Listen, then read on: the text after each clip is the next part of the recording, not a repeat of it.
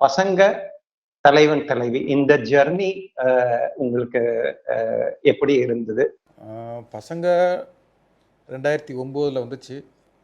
இன்னைக்கு தலைவன், தலைவி வந்து 2025 கிட்டத்தட்ட 17, 18 வருஷம்.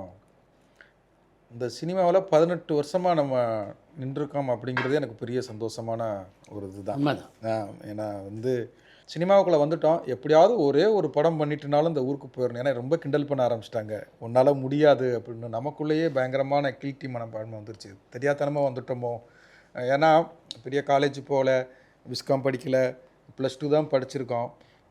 அன்னைக்கு வந்து நான் புத்தகங்கள் கூட படிக்கலை.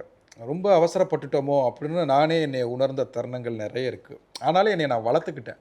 புத்தகங்கள் படிக்க ஆரம்பித்தேன். வாழ்க்கையிலிருந்து எப்படி கதை எடுக்கிறது, எப்படி என் பேர்களை வாழ்க்கையில் நம்ம மக்கள்லேருந்து எடுக்கணும், அதே மாதிரி கதைகளை எப்படி இருந்து எடுக்கலாம் அப்படின்னு. பட் இன்றைக்கி வந்து ஒரு 18வது வருஷம் தலைவன் தலைவி ஒரு பிளாக் பஸ்டர் ஹிட்டு அப்படிங்கும்போது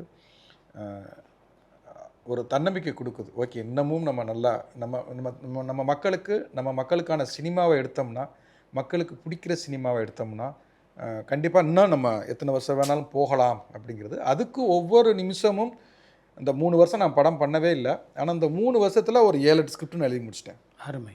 ஏன்னா ஒரு நாள் கூட நான் வேஸ்ட் பண்ணல. ஆனால் ஒரு நம்பிக்கை இருந்தது, நம்ம ஜெயிக்காமல் எங்கே போகிறோம் அப்படிங்கிறது. அந்த நம்பிக்கை தான் நான் கடந்து வந்த ஜேர்னிக்கு முக்கியமான காரணம்.